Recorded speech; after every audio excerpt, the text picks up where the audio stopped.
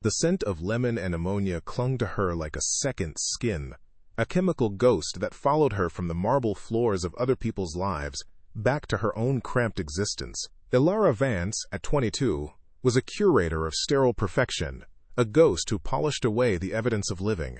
Her knees ached from hours spent on cold, unforgiving stone, a dull throb that served as a constant reminder of her place in this world. She was an art history student who spent her days erasing fingerprints from priceless artifacts she could never own, her own life a canvas painted in muted shades of duty and exhaustion. She moved through these opulent, silent mausoleums of wealth, a young woman whose own heart was a gallery of carefully locked rooms, untouched and unvisited. If you want to know what happens when the owner of one of these sterile worlds finally sees the ghost in his home, watch until the end. I invite you to subscribe to the channel and comment on where you are watching from. We continue. Her uniform, a drab gray tunic and matching trousers, was designed for invisibility. It was a shroud for her youth, a tool to strip away her identity until she was nothing more than a function, a pair of hands that cleaned and tidied without leaving a trace of their own humanity. This erasure suited her. Ilara had long ago mastered the art of receding into the background, of making herself small and quiet. Her virginity was a part of this self-imposed exile, not a moral stance or a religious conviction, but a fortress she had built around a fragile core. It was the last piece of herself that was truly, unequivocally hers. In a life dictated by the needs and debts of others, this untouched part of her was a silent, stubborn act of self-preservation, a shield against the kind of emotional storm that had long ago wrecked her family. She carried the memory of her mother's heartbreak like a shard of glass lodged near her heart. She remembered the sound of her mother's weeping, a raw, broken melody that had filled their small home after the charismatic man with easy promises had vanished, leaving behind a wake of devastation. Ilara had watched, a silent child witness, as her mother's vibrant spirit faded, consumed by a love that had proven to be a ruinous, all-consuming fire. From that wreckage, Ilara had salvaged a single, unshakable lesson. Intimacy was a form of surrender, a vulnerability that led to inevitable destruction. She equated desire with danger, passion with pain. To love was to hand someone the power to shatter you, and she was already piecing together the fragments of a life broken by another's carelessness. She would not make the same mistake. The weight of this resolve was compounded by a more tangible burden, the crippling medical debt her mother's long illness had left behind. It was a monstrous, ever-present figure looming over her and her younger brother, threatening to swallow the small house that was their only inheritance. Every dollar she earned scrubbing floors and polishing silver was a desperate offering to this insatiable beast. Her work was not a choice but a necessity, a relentless grind that had deferred her own dreams to a distant, hazy future. The chasm between her life and the lives she serviced was a daily, visceral reality. She cleaned kitchens larger than her entire apartment, walked through closets filled with clothes that could settle her family's debt in a single transaction, and learned the bitter taste of existing on the periphery of a world of careless abundance. Her only escape, her only sanctuary was in the hallowed silence of the university library, surrounded by the ghosts of art history. There, poring over images of Bernini's sculptures or the tumultuous skies of Turner's paintings, she could finally breathe. Art was where emotion was rendered safe, where passion and pain were contained within the elegant confines of a gilded frame or the cool, smooth lines of carved marble. She could study the anguish in Laocoon's face or the ecstasy of St. Teresa without risking her own heart. Her passion was academic, a controlled and intellectual affair that allowed her to engage with the very depths of human feeling from a safe distance. It was a love that asked for nothing in return but her attention, a relationship that could never betray or abandon her, offering beauty without the threat of ruin. The agency that employed her, Elite Household Solutions, had a strict code of conduct that reinforced her innate tendency towards self-effacement. Staff were to be heard and seen as little as possible. They were instructed to use service entrances, to keep their eyes downcast when clients were present, and to never, under any circumstances, engage in personal conversation. Ilara was a model employee. She moved through the silent, minimalist penthouses and sprawling, historic townhouses of New York's upper echelon with a spectral grace. She learned the intimate habits of people she would never know, which brand of imported water they preferred, the precise way they liked their sheets folded, the type of flowers that were to be discarded the moment they showed the slightest hint of wilting. She became an expert in the maintenance of empty perfection. Sometimes, at the end of a long day, she would stand before the floor-to-ceiling windows of a client's penthouse, looking out at the city glittering below like a carpet of scattered diamonds. Each light represented a life, a story, a world of connections and choices and heartbreaks she could only imagine. From this vantage point, perched high above the streets in a glass cage that was not her own, she felt an overwhelming sense of her own isolation. She was a spectator to life, an observer meticulously cleaning the stage long after the actors had departed. A profound, hollow ache would settle deep in her chest. A quiet, desperate longing for a life that was more than just a series of sacrifices. A yearning to finally step out of the shadows and feel the warmth of a light that was her own. The journey home was a descent, a daily pilgrimage from the sterile, air-conditioned heights of Manhattan back to the humid, crowded streets of her neighborhood in Queens. Her apartment was a collection of inherited furniture and weary compromises, nestled on the third floor of a walk-up that always smelled faintly of damp concrete and frying onions. The walls were thin, porous membranes that let in the sounds of her neighbors' lives, arguments, laughter, the blare of a television, leaving her with no true silence of her own. A single, grime-streaked window offered a view of a graffiti-scarred brick wall, a constant, unyielding reminder of her confinement. Here, the opulent silence she curated for others was replaced by a relentless, chaotic chorus of a life lived on the margins, a world away from the polished marble and silent corridors of her workday. Her younger brother, Leo, was the quiet, steady anchor in the storm of her life. At 17, he possessed a studious gravity that belied his age, his face often illuminated by the glow of a laptop screen as he worked on college applications. He was her reason, the singular focus of her relentless labor. She would watch him sometimes, hunched over his books at their small, wobbly kitchen table, and a fierce, protective love would swell in her chest, so potent it was almost painful. This love was her fuel and her heaviest burden. His future, a bright, shining possibility she was determined to build for him, was a path paved with her own deferred dreams and exhausted body. Every floor she scrubbed was for him, every sacrifice a brick in the foundation of the life he deserved. The rhythm of her days was a monotonous, unforgiving metronome. The shrill cry of her alarm before dawn, the press of bodies on the subway, the chemical scent of cleaning supplies replacing the lingering aroma of coffee from her thermos. She transformed on that commute, shedding the skin of Alara Vance, sister and student, to don the cloak of invisibility required by her profession. It was a life of two selves, the one who analyzed the emotional turmoil in a Caravaggio painting, and the one who meticulously removed a wine stain from a silk rug. The transition was seamless, practiced, a daily act of self-erasure that left her feeling hollowed out by the time she began the long journey home, the ghosts of two separate worlds clinging to her tired shoulders. The debt was a malevolent presence in their small apartment. It arrived in official-looking envelopes with transparent windows, the bold, red letters of Past DU feeling like a physical blow. Ilara would handle them as if they were contaminated, laying them on the counter with a heavy sigh. The numbers swam before her eyes, a dizzying, insurmountable sum that seemed to grow with a life of its own, feeding on interest and late fees. It was the ghost of her mother's illness, a final, cruel invoice for their love and loss. The stack of envelopes was a monument to her powerlessness, a constant, paper-thin threat that whispered of eviction, of failure, of the day when her relentless effort would finally prove to be not enough to keep the wolf from their door. Her Aunt Carol, her mother's sister, was the well-meaning, but suffocating voice of societal expectation. During her infrequent but memorable visits, she would survey Ilara's worn-out state with a clucking tongue and a look of pity. "All this work, sweetie. It's not right," she'd say, her words laced with a traditionalist solution. "A pretty, smart girl like you should be focused on finding a good husband, someone to take care of you. This art history nonsense won't pay the bills." Each suggestion was a small cut, reinforcing the notion that her only value, her only viable escape route, was through a man. It was a path Ilara instinctively recoiled from, seeing it not as salvation but as another form of servitude, a caging of her spirit in exchange for financial security.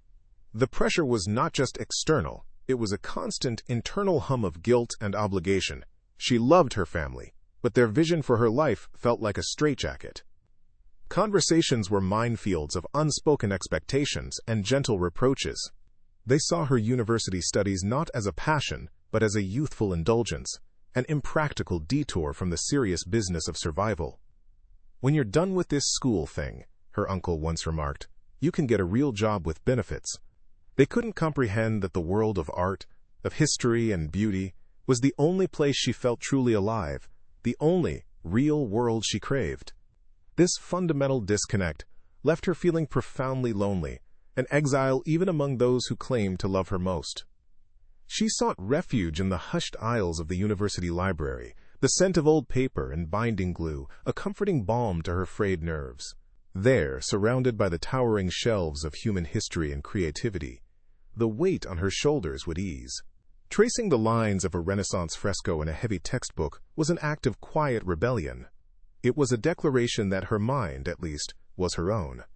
While her body was indentured to the service of others, her intellect was free to roam through centuries of beauty and passion. This secret, intellectual life was her most treasured possession, a fragile flame she shielded against the harsh winds of her reality, a testament to the person she was beneath the drab gray uniform. The brutal contrast between her two lives was a source of constant low-grade anguish. One afternoon, she spent 3 hours polishing a set of sterling silver faucets in a bathroom adorned with Italian marble and heated floors, the water flowing in a perfect, silent stream. That evening, she returned home to find the corroded tap in her own bathroom dripping with a maddening rhythmic persistence that echoed the ticking clock of her mounting debts. The disparity was more than just financial. It was a chasm in the very fabric of existence. It was the difference between effortless comfort and a constant, draining struggle, a daily reminder that she was merely a caretaker in a world of ease she could never inhabit. This relentless duality exacted a heavy toll. Exhaustion settled deep into her bones, a permanent resident in the marrow of her being. There were nights she'd collapse into bed, still smelling of bleach, too tired to even open a textbook. Her body ached with a fatigue that sleep could not cure, and dark circles became permanent shadows beneath her eyes. The pressure was a physical weight, constricting her chest and making it hard to breathe. She was being worn down, eroded by the constant friction between duty and desire, responsibility and dreams.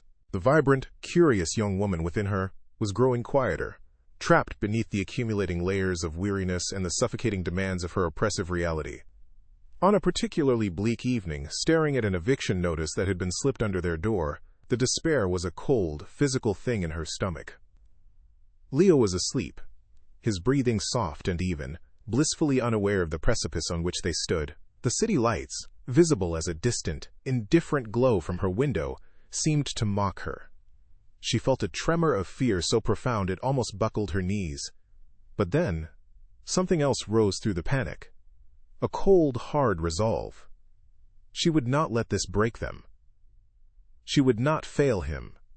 The thought was not a comfort, but a grim promise. She would do whatever it took. The stage was set, her spirit primed for a desperate choice, her defenses worn down to the point where even the most unthinkable offer might begin to sound like salvation. The assignment was unlike any other. Damian Blackwood's penthouse was not a home. It was a mausoleum of glass and steel suspended high above the city, a sterile testament to a life lived behind impenetrable walls. The air was cool and still, filtered of all scent and sound, creating a vacuum that seemed to swallow noise before it could form. Alara moved through the vast, empty spaces with a familiar sense of invisibility, her soft-soled shoes making no sound on the polished concrete floors. Everything was a shade of gray, black, or white, a monochromatic world punctuated only by the ancient, wounded beauty of priceless artifacts displayed on stark pedestals. It was a place designed to keep the world out, a fortress of solitude where even the dust seemed afraid to settle, and she was its silent, temporary caretaker. The name Damian Blackwood was a whisper in the halls of the agency, a myth spoken with a mixture of fear and reverence. He was a ghost in his own home, a man of immense power who demanded absolute perfection and absolute anonymity from his staff. The briefing had been terse. He was rarely present, and if he was not to be acknowledged. Alara had pieced together a vague image from financial news snippets she'd seen online. A ruthless tech mogul, a predator who had built an empire on the ruins of his competitors. They called him a visionary, a recluse, a monster. To Alara, he was simply the architect of this beautiful, desolate cage, an unseen force whose presence was felt in the unnerving precision of every object, every shadow, every suffocating silence. Her duties were simple, but in this space they felt sacred. She was to dust artifacts that had survived millennia, their surfaces cool and smooth beneath her microfiber cloth. She found herself lingering over a collection of Roman glass, its iridescent sheen hinting at the fire of its creation and the earth in which it had slept for centuries. She saw not their monetary value, which she knew was astronomical, but the human hands that had shaped them, the lives they had witnessed. Here, surrounded by these beautiful, broken things, Alara felt a strange kinship. They were survivors, just like her, bearing the scars of their history with a silent, enduring grace. She would trace the hairline fracture on a Grecian urn, her touch a gentle, reverent caress, a moment of quiet communion that was entirely her own.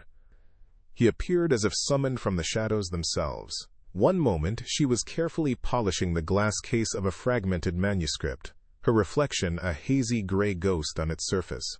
The next, a second, darker reflection stood behind hers. Alara froze, her heart seizing in her chest. She hadn't heard a sound. She turned slowly, her training screaming at her to lower her eyes, to disappear. But she couldn't. Damian Blackwood was taller than she'd imagined, dressed in a simple black sweater and dark trousers that did nothing to soften the lethal precision of his posture. He wasn't looking at her, but at the manuscript. His face was a study in harsh, elegant lines, his expression utterly unreadable. Yet his stillness was more intimidating than any overt display of power could ever be. "What do you see when you look at it?" His voice was not loud, but it filled the cavernous silence of the room, a low, resonant timbre that vibrated through the floor. It was a direct violation of the protocol she lived by. He was speaking to her. The question hung in the air, a test she didn't know how to answer. Her mind raced through the agency's rules. Do not engage. Be invisible. But his eyes, a startlingly pale gray, finally lifted from the artifact and settled on her, pinning her in place. They were not cruel, but they were devoid of warmth, analytical, and unnervingly perceptive, as if they could see straight through her drab uniform to the frantic beating of her heart. He was waiting, his patience a cold, heavy weight. A war raged within her, between the ingrained habit of self-effacement and the art historian who was screaming to be heard. The fear of being fired was a cold knot in her stomach, but the question was a key, turning in a lock she had long forgotten. She swallowed, her throat dry, and found her voice, a thing smaller and shakier than she would have liked. "I see a story that was interrupted," she began, her gaze drifting back to the faded ink on the vellum. "I see the weight of every hand that's held it, every person who tried to preserve it. It's not just an object. It's a vessel. It's a testament to survival." She stopped, horrified that she had said so much, that she had revealed a piece of her closely guarded inner world. He did not reply immediately. The silence stretched, becoming a tangible thing between them, thick, with unspoken meaning. Alara braced herself for dismissal, a curt word that would send her scurrying away. Instead, she saw a subtle shift in his posture, an infinitesimal narrowing of his eyes. It wasn't approval or disdain. It was something far more unsettling. It was recognition. In that moment, she felt the carefully constructed layers of her invisibility being peeled back, one by one, under his intense, unblinking scrutiny. He was no longer looking at a housekeeper. He was looking at her. He had posed a question expecting a simple answer and had received a piece of her soul, and the awareness of that transaction left her feeling stripped bare, vulnerable in a way she had never been before. As if sensing her distress, she made a small, involuntary movement to step back, to retreat to the safety of her duties. Her elbow came perilously close to a delicate, slender vase on a nearby pedestal. Before she could even register the danger, he moved with a silent, startling swiftness. His hand shot out, not to steady the vase, but to halt her motion. His fingers didn't touch her, but they hovered a mere inch from her arm, a cage of warmth and power in the cold, sterile air. The space between his skin and hers crackled with an electric charge, a shocking, intimate current that made the fine hairs on her arm stand on end. Her breath hitched in her throat. The unspoken threat of his touch was more potent than any physical contact. He held the position for a heartbeat longer than necessary, his gaze locked on hers, a silent assertion of control and a clear message that he had seen her clumsiness, her fear, and her startling response to his proximity. Then, just as quickly as he had appeared, he withdrew. He gave a single, almost imperceptible nod, a gesture of dismissal that was both absolute and deeply personal. Without another word, he turned and walked away, his form swallowed by the long, gray corridor from which he had emerged, leaving behind only the faint, clean scent of bergamot and cedar, and a profound, vibrating silence that was far more unsettling than the one that had preceded him. The encounter had lasted less than a minute, yet it had irrevocably altered the landscape of her existence. Ilara stood frozen, her hand pressed against her chest as if to calm the frantic bird that was her heart. Her skin still tingled where his hand had almost been. The air still felt charged, disturbed by his passage. She was a ghost who had been seen, a silent observer who had been forced to speak.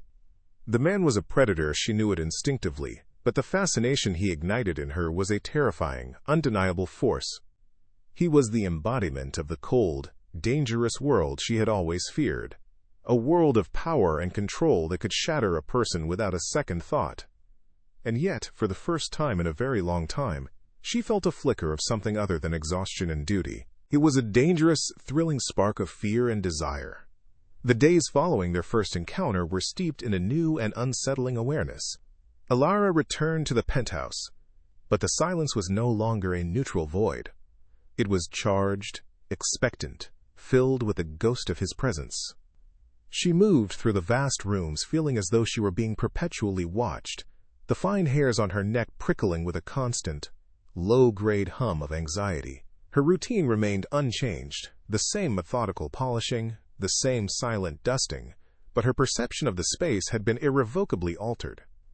Every gleaming surface now seemed to hold his reflection, every shadow seemed to conceal his form. She was a trespasser in a way she had never been before, her invisibility stripped away, leaving her feeling exposed and raw under the imagined weight of his pale, assessing gaze. Damien began to orchestrate their interactions with the predator's subtle patience. One afternoon she discovered a priceless illuminated manuscript left open on a low table in the library, a deliberate deviation from the sterile order of the room. She knew she shouldn't touch it, but she was inexorably drawn to the page, which depicted a knight kneeling before a queen, their hands almost touching. Lost to the world, she leaned closer, her fingers hovering just above the vellum, her mind tracing the artist's delicate strokes of lapis lazuli and gold leaf. She was no longer a cleaner, but a scholar, a devotee at the altar of history. From the periphery of her vision, she sensed a shift in the shadows. He was there, watching her, observing her quiet, unfeigned reverence, a quality so alien in his world of sycophants and transactional relationships. "It tells the story of a love that was considered a betrayal to a kingdom," he said, his voice emerging from the stillness, startling her so badly she flinched. He stepped into the light, his presence commanding the space around him. "Do you think his devotion was a weakness or a strength?" The question was not idle chatter. It was a probe, a test of her intellect and her soul. She met his gaze, her heart hammering against her ribs. "I think," she began, her voice steadier than she felt, "that the artist believed it was both. The gold leaf he used on their hands is the same he used on the king's crown. He's showing that their love was its own kind of kingdom, just as valuable and just as vulnerable." The academic analysis was a shield, but the subtext of their conversation, of forbidden connections and their inherent value, hung palpably in the air between them. Back in the suffocating confines of her small apartment, the memory of that conversation became a relentless echo. His intensity was a brand on her mind, the way his gray eyes had seemed to absorb her words, to see beyond the drab uniform to the thinking, feeling woman beneath. This was the precise danger she had spent her life constructing defenses against. A powerful man who could see her, truly see her, and therefore learn her vulnerabilities. The connection she felt was not just physical attraction. It was a meeting of minds, a recognition that was far more seductive and terrifying. She tried to dismiss it, to bury the feeling under the weight of her exhaustion and the pressing reality of her debts, but it was like trying to ignore a rising fever, a warmth spreading through her veins that was both exhilarating and deeply alarming. Several days later he sought her out again, finding her in his starkly modern study where she was carefully cleaning the spines of his leather-bound first editions. He dispensed with the pretense of art and asked a question that was disarmingly direct. Why art history? It was a deliberate trespass, a clear signal that he was no longer interested in the boundaries that separated them. Caught off guard, she answered with a truth she rarely voiced. Because it's proof that beautiful things can survive the chaos, she said softly, her eyes on the books. People fade, promises break, but this, she gestured to the shelves, this endures. The confession was a small, fragile piece of her soul, an admission of her profound fear of impermanence. He was silent for a long moment, and when she dared to look at him, she saw the briefest flicker of understanding in his guarded expression, a shared recognition of a world built on ruins. His retreat was as sudden and absolute as his engagement had been. For a full week, the penthouse was once again a silent mausoleum, devoid of his unnerving presence. Ilara knew, on some level, that this absence was a deliberate act of will on his part. He was resisting the pull he felt, attempting to push her back into the category of employee, of an invisible functionary in his life. He had seen the quiet purity in her, the unyielding core of integrity, and recognized it as a foreign element in his meticulously controlled, morally compromised world. He was a man who dealt in calculated risks and controlled outcomes, and she was an unknown variable, a fragile thing he knew he was capable of breaking. His distance was a form of self-preservation, an attempt to protect his fortress not from her, but from what she awoke in him. The effect of his absence on Ilara was profoundly unsettling. The silence she had once found peaceful now felt like a tangible loss, an oppressive emptiness that echoed the growing hollow in her own chest. She found herself searching the shadows for his tall frame, her ears straining for the sound of his soft footfalls on the concrete floor. This longing was a betrayal of every principle she had ever held, a terrifying admission that she missed the tension, the intellectual sparring, the charged current that flowed between them. She was beginning to crave the very thing she was conditioned to fear. The desire, when she finally admitted it to herself, felt like a sickness, a foreign entity colonizing her body and mind, whispering to her of a danger that was starting to feel indistinguishable from life itself. Reality reasserted itself with brutal force, in the form of a thick envelope slid under her apartment door. It wasn't just a notice, it was a final warning. The word foreclosure was printed in stark, merciless red ink. The numbers swam before her eyes, a tidal wave of debt that threatened to pull her and Leo under for good. The weight of her responsibility became a physical thing, a crushing pressure in her chest that made it hard to breathe. Her dreams of art and history felt like frivolous, childish fantasies in the face of such a stark, immediate threat. Her desperation coiled into a tight, cold knot in her stomach, eroding her principles, wearing down her defenses, and priming her for a choice that would have been unthinkable only weeks before. Damian Blackwood's world, once a symbol of everything she despised, now began to shimmer with the perverse allure of salvation. The next day at the penthouse, her hands trembled with a toxic cocktail of anxiety and exhaustion. The foreclosure notice had seared itself onto the back of her eyelids. As she was dusting a collection of ancient Roman glass, her mind elsewhere, her sleeve caught the edge of a slender, impossibly delicate vase. It wobbled precariously on its marble pedestal, a slow-motion disaster she was powerless to stop. But then, in a blur of motion, he was there. He moved with a silent, lethal grace, one hand shooting out to steady the artifact, while the other clamped around her wrist, halting her movement. The contact was a jolt of pure electricity, his skin searingly hot against hers. His grip was not painful, but it was absolute, a manacle of strength and possession that sent a dizzying shockwave straight through her. time seemed to suspend in the space between one frantic heartbeat and the next. They remained frozen, his fingers wrapped firmly around her wrist, the priceless vase forgotten between them. The real fragility was here, in this charged, silent moment. She could feel her own pulse hammering wildly against his thumb, which began to move in a slow, almost unconscious caress over the delicate skin.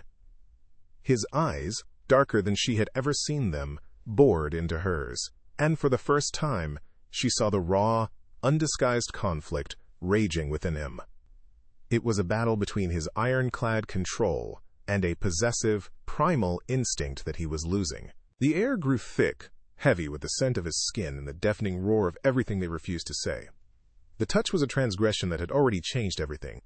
He released her as if her skin had suddenly become fire, stepping back and severing the connection.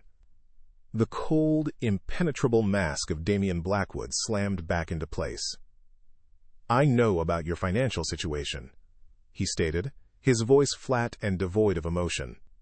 The words were a violation, a cold confirmation that he had invaded her privacy, peeling back the layers of her life with the same casual power he used to acquire companies. "I've had my people look into it." He paused, letting the weight of his intrusion settle over her. Then came the proposition, delivered with the detached precision of a surgeon. "I require a fiancé for 6 months. A public arrangement to provide stability during a delicate business negotiation. In return, I will settle your family's entire debt and provide you with a trust that will secure your future."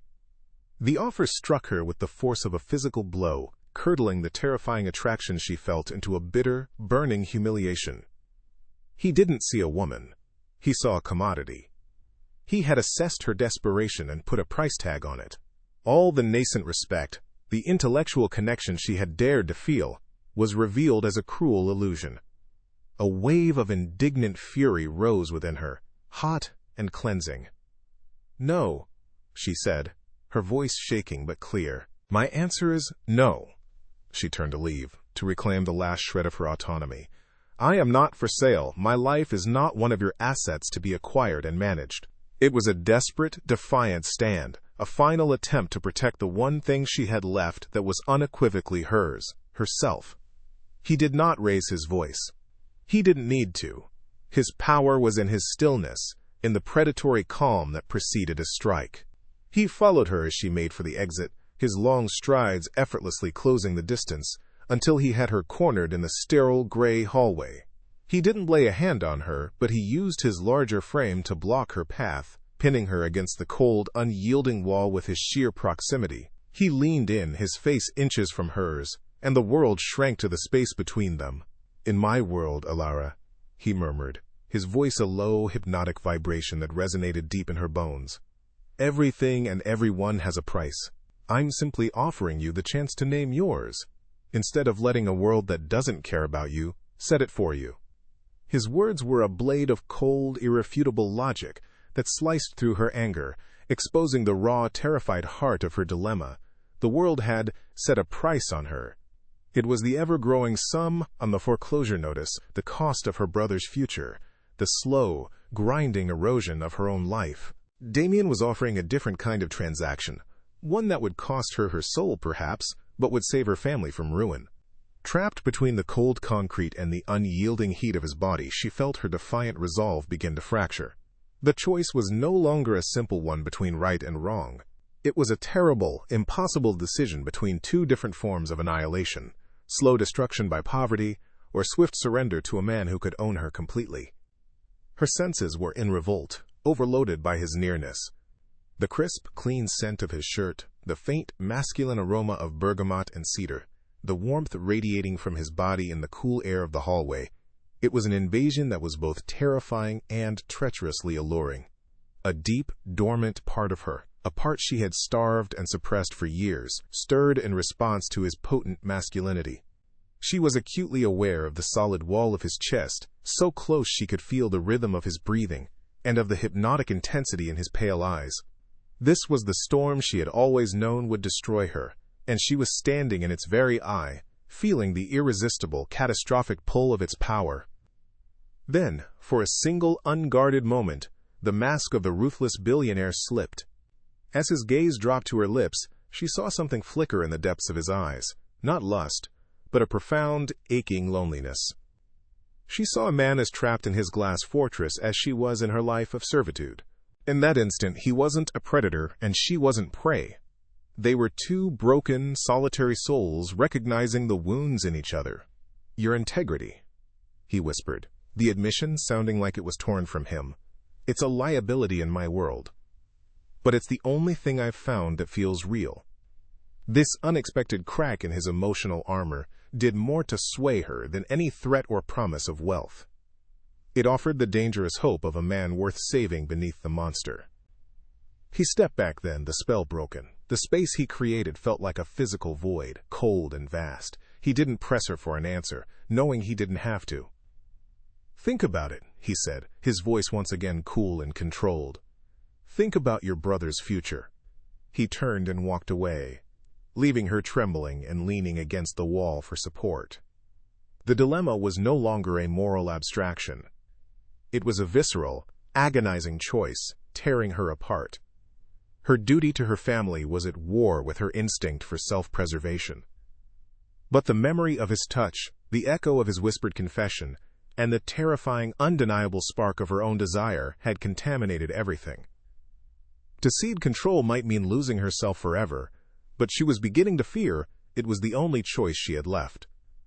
The charity gala was a gilded cage, and Alara was its most beautiful, captive bird. The dress Damien had provided, a sheath of midnight blue silk, felt less like a gift and more like a costume, the price of admission to a world she could never truly enter. She stood beside him, a perfect smile affixed to her face, a glass of champagne she never drank held in her hand. The air was thick with the cloying scent of expensive perfume and the low, predatory hum of powerful people making deals disguised as conversation. Every flash of a camera felt like a small violation, capturing an image of a lie she was being paid to live. She was an artifact on display, just like the ones in his penthouse, her value determined by her proximity to him, her own story completely erased by the blinding glare of his wealth and influence. He was a perfect gentleman, his hand a constant proprietary weight on the small of her back, a gesture that looked like affection to the world but felt like ownership to her. The transgression began, not with a shout, but with a whisper. A woman with diamonds dripping from her ears and a cruel, practiced smile leaned in, her voice a venomous confection of false sympathy. "You must be so thrilled," she purred, her eyes raking over Alara's borrowed gown. "To come from, well, wherever it is you come from, and land Damien Blackwood. He has a penchant for rescuing strays, doesn't he?" The words were a perfectly aimed dart, striking the raw, insecure heart of her identity. The shame was a sudden hot flush that climbed her neck and burned behind her eyes.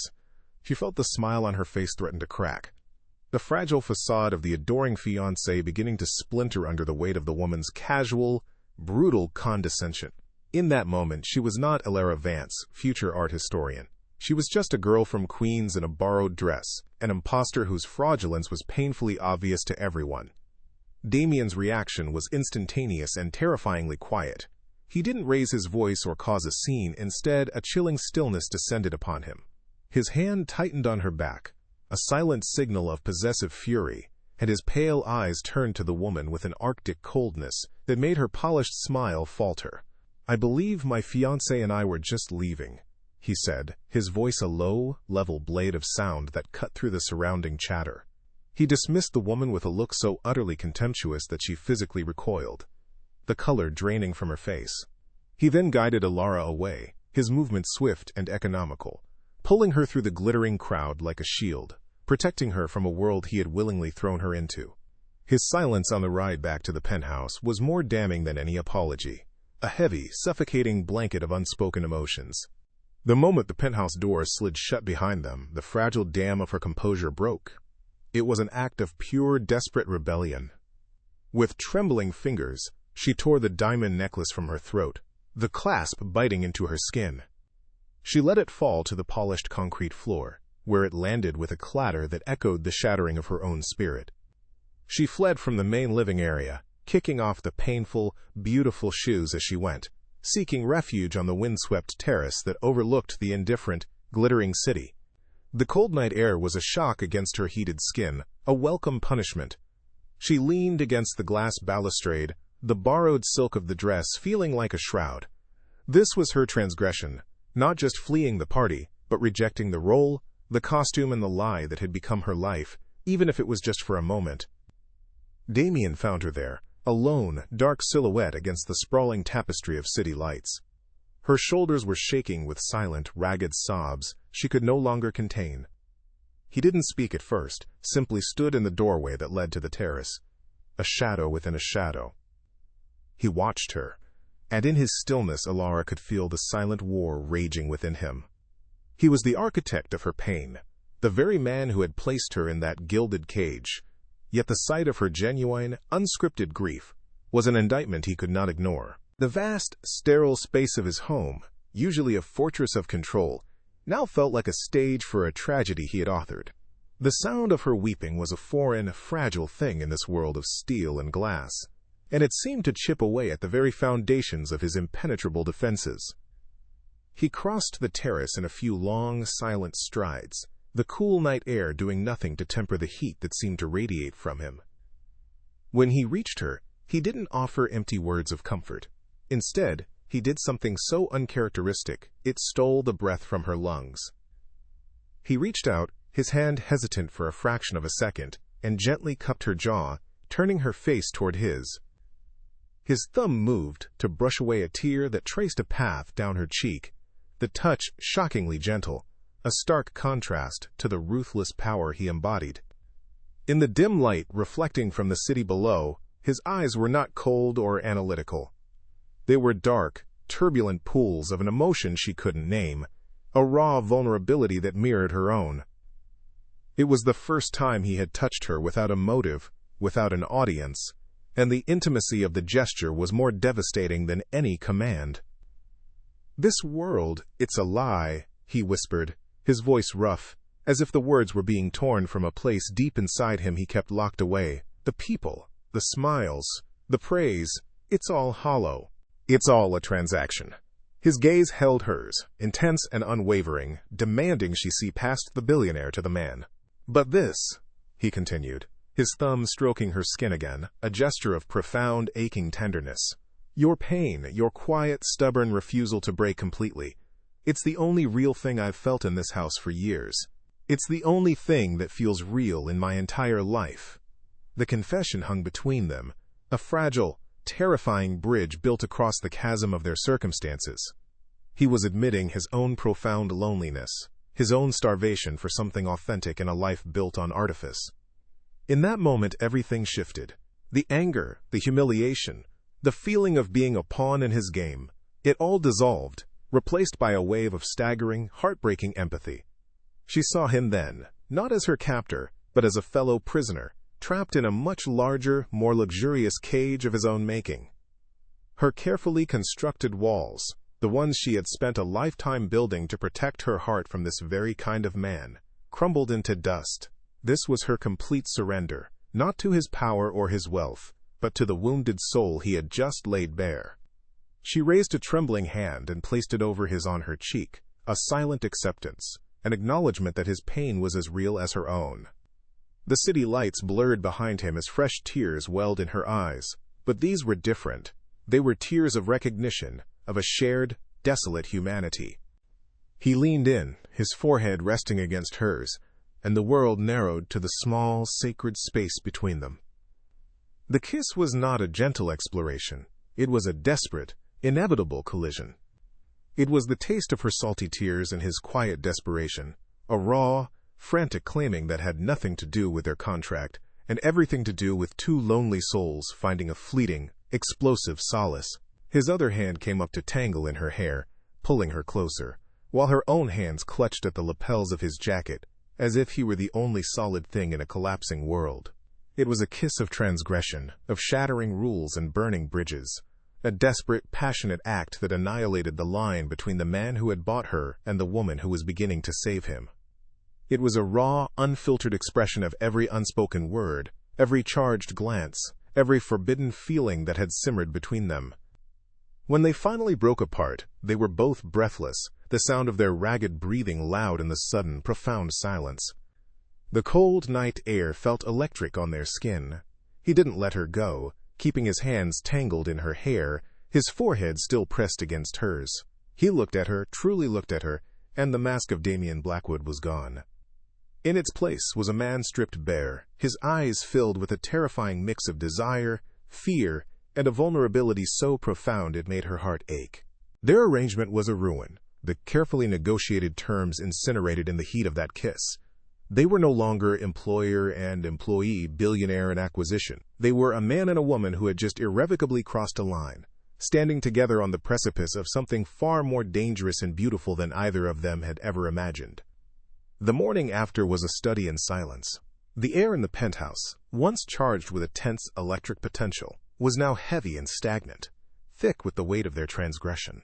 Ilara awoke in the sterile guest room, the memory of the kiss not a soft romantic haze but a searing brand on her lips, a physical reminder of her complete and utter surrender. A profound shame washed over her, hot and suffocating. It was not the shame of being taken advantage of, but the far more terrifying shame of wanting it, of meeting his desperation with her own. She had willingly stepped into the heart of the storm she had spent her life avoiding. The cold, minimalist lines of the room, which had once felt merely impersonal, now seemed accusatory, the glass walls reflecting a version of herself she no longer recognized. A woman who had sacrificed her fortress for a single, devastating moment of connection. He became a ghost in his own home, a phantom of cold, impenetrable granite. Damien retreated into a silence so absolute it was a physical presence. A wall of ice erected between them. The vulnerable, wounded man she had held on the terrace was gone, replaced by the ruthless billionaire, his mask of indifference more chilling than ever before. When their paths inevitably crossed in the vast, echoing hallways, his pale eyes would slide past her, looking through her as if she were just another piece of the sterile decor. This withdrawal was not a clumsy retreat.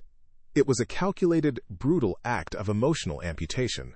He was severing the connection, punishing her for having witnessed his weakness, and punishing himself for having shown it. Each non-encounter, each averted gaze, was a fresh wound, leaving her to question if the raw intimacy they had shared had been nothing more than a fever dream. Salvation arrived in the form of a sterile, cream-colored envelope, delivered by a silent messenger and left on the small desk in her room. There was no personal note, no word of explanation, only a single professionally printed document from a prestigious law firm. It was a confirmation, detailed in cold black-and-white legalese, that the entirety of her family's medical debt had been settled in full. The monstrous sum that had haunted her every waking moment was gone, vanquished by an invisible, electronic transaction. This should have been a moment of triumphant relief, the culmination of all her sacrifices. Instead, it felt like a final, clinical severance package.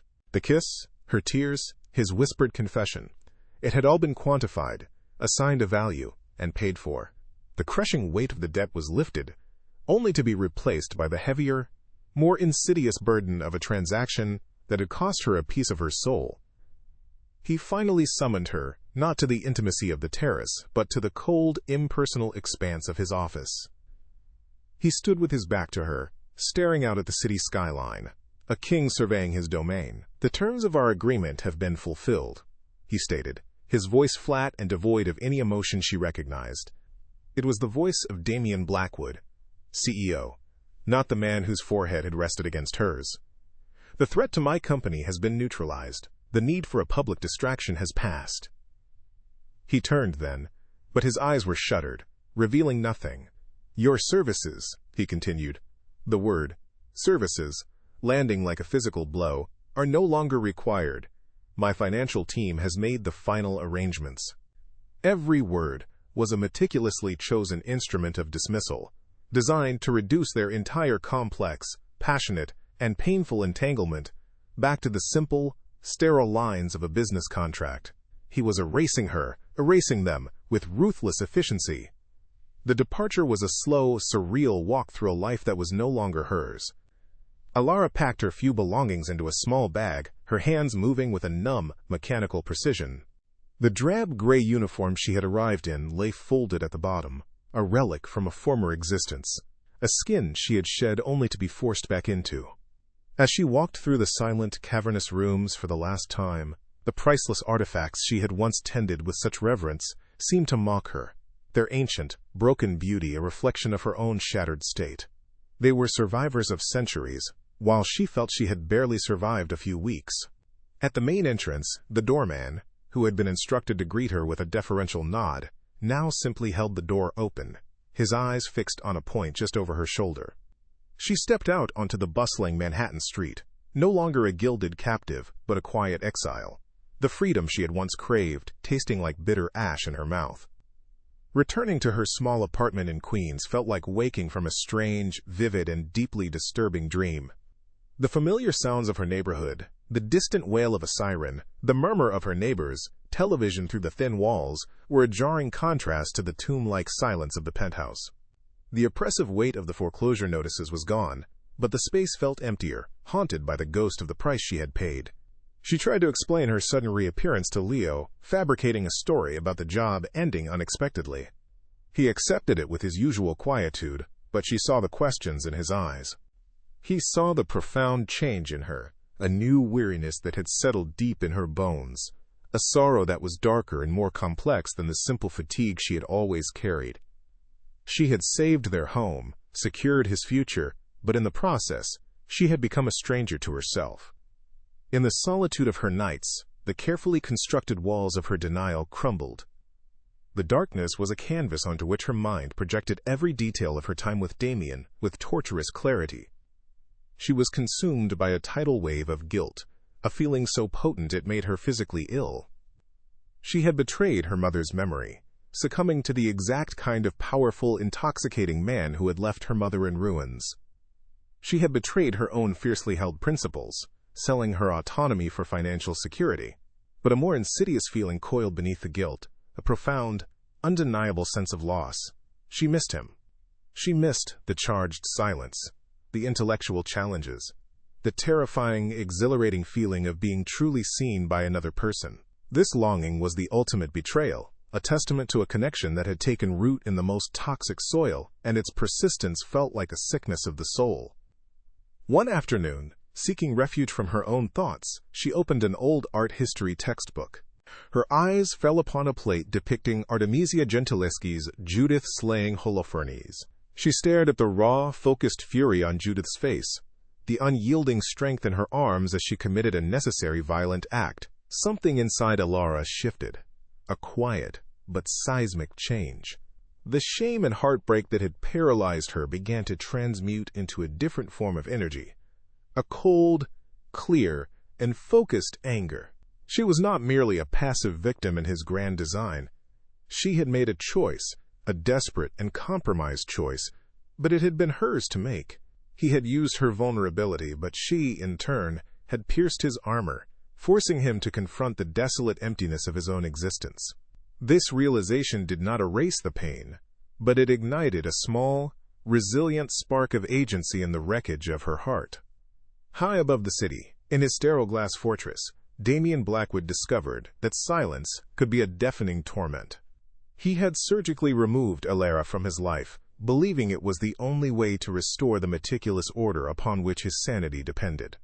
He had told himself he was protecting her from his own corrosive darkness, that sending her away was a perverse and painful act of chivalry. But her absence was not a relief. It was a void, a gaping wound in the very fabric of his existence.